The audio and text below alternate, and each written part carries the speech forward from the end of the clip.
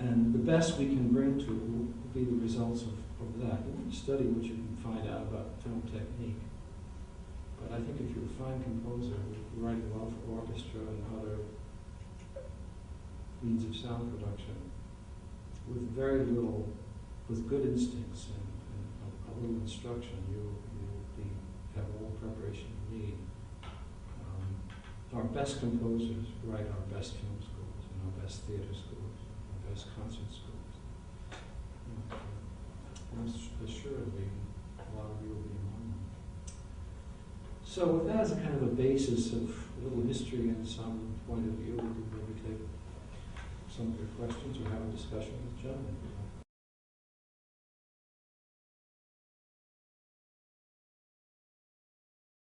What I'd like to do, if I could, John, is kick it off with a few questions from my point of view before we open it up to the Q&A. And I know that this room has dozens of questions for you. I'm curious about your initial impulses to compose. When you started as a pianist over at Columbia, did you think in terms of, because you'd already arranged and orchestrated some, did you think at that point that maybe being a pianist was a means to an end, that being a composer was really what you wanted? No, I don't think so. I wrote little pieces as a teenager. I remember writing a wind quintet and fragments of what might have been a piano sonata, I guess. But I didn't have it in my mind that I could earn a living as a composer, if I put it that way, or that particularly I would be a film composer. I was already doing orchestrations for people working in film before I had any particular burning desire to do it myself. It just was, in my case, a kind of evolution. So it was a natural kind of thing. Was there a point at which you said, I'd really rather be writing? Yes, in that sense, very much so. When I went to Universal, after the Columbia Pictures experience, I really, you bring it up as a point of memory really to me that I actually got frustrated playing in the orchestra. I was doing a lot of freelance playing. I remember the last big recording that I did was West Side Story with John Green conducting. And I can remember going home saying to my wife, if I could possibly earn enough money for our family working at Universal, I don't want to play anymore. So I did reach a point where session work, so to speak, which everyone will understand, I guess, recording session work became not challenging, I guess. And when you went to Universal, that was to work for Stanley Wilson. Correct.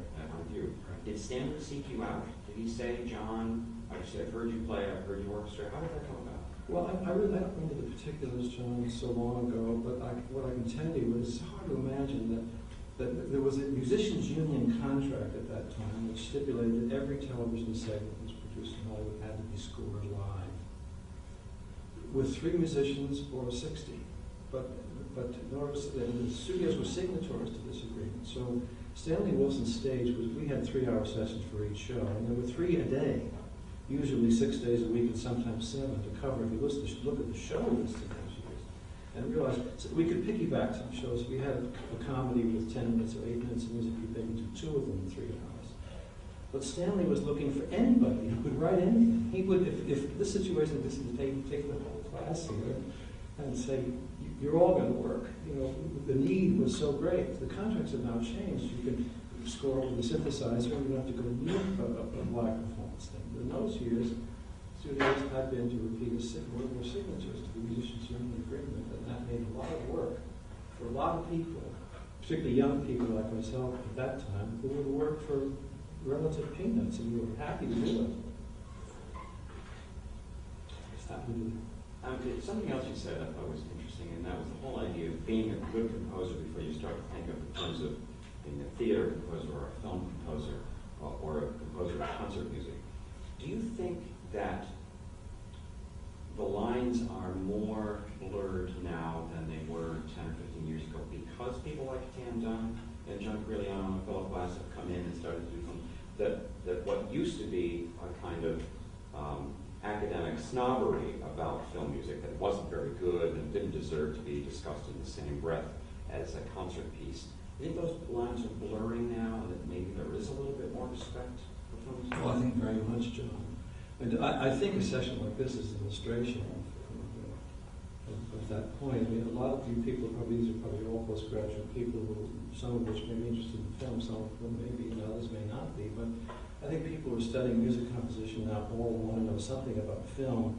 They may want to write for the theater or for the educational area or concert, but I think they see film as a legitimate avenue for expression for composers. That wasn't the case 40, 50 years ago.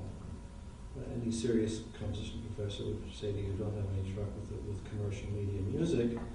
You'd be degrading the art by doing it. And on that point, I think something very profound and interesting has happened. I'll just take a moment to tell you this if I can. Film music is, 75 years old, which is nothing in the history. It's a blink. It's a new trick.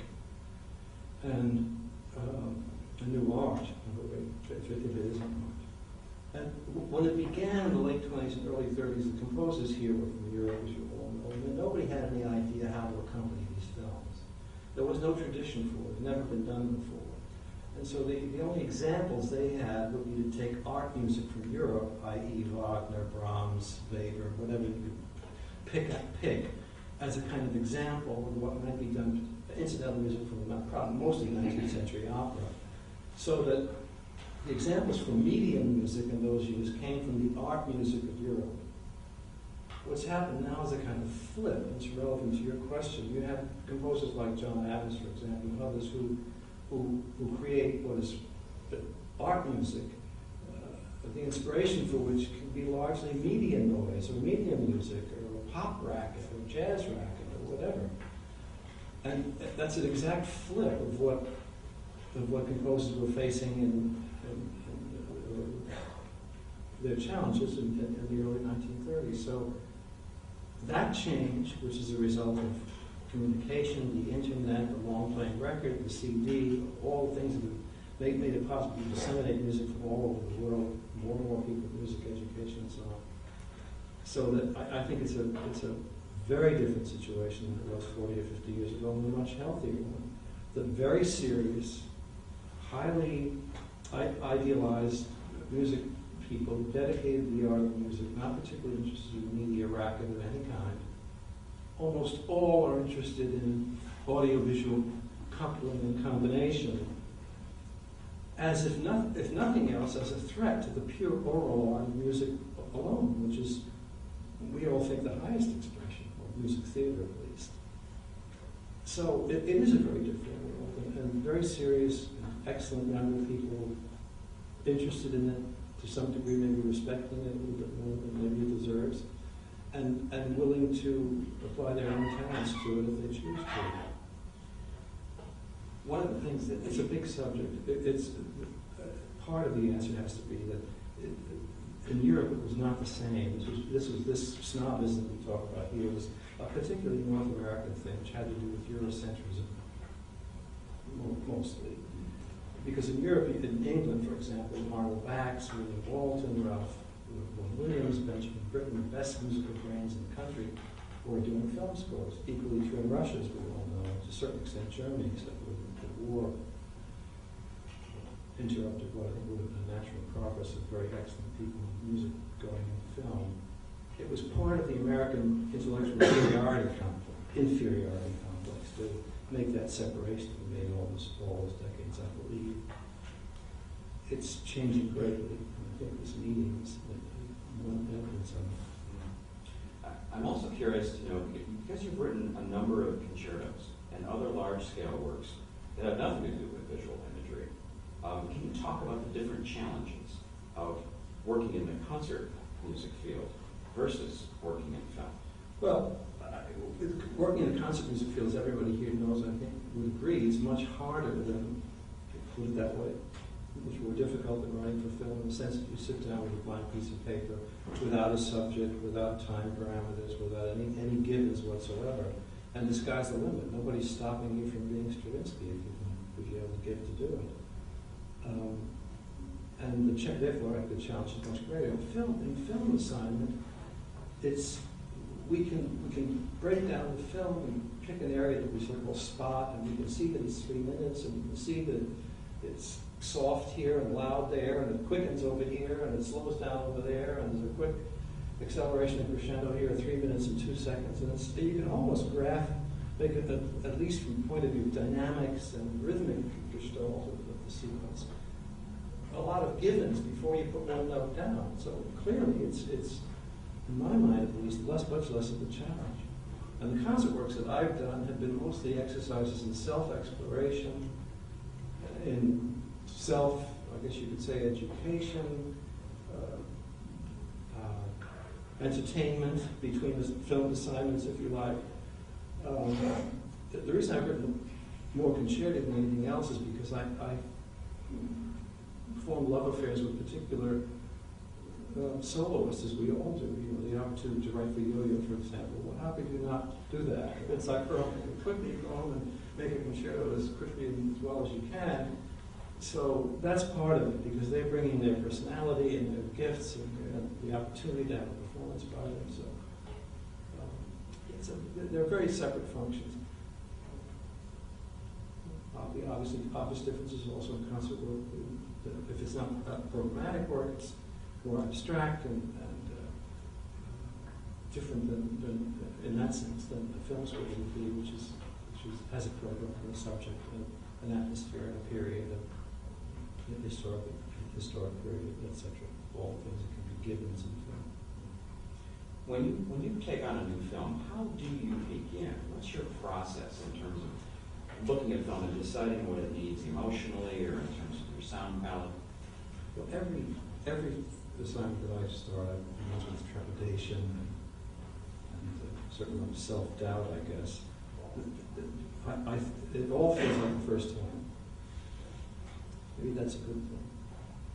Because you look at the film and think, what noise does it need? What sound? What emotion does it need? What art can it suggest? Did I say sustain? So a lot of thought about what to do, and I'm always challenging myself. And my own personality is such that I'm rarely ever satisfied with what I do. And I write something, look at it the next day, and challenge it. Can it be better than this? Is there some way I can make it better? It's not good enough. And it's the beginning of each assignment is a testing, a literal testing of working out problems. In my case, it's repeating with pencil and paper. Do you have enough time with most of the schedules to take 4 or 5 days or a week to work out ideas before you actually start to write music? Every film is different, John. I mean, if you think about this, if I think about it, I tremble. But the recent Star Wars Revenge of the Sith started with a 17-minute battle.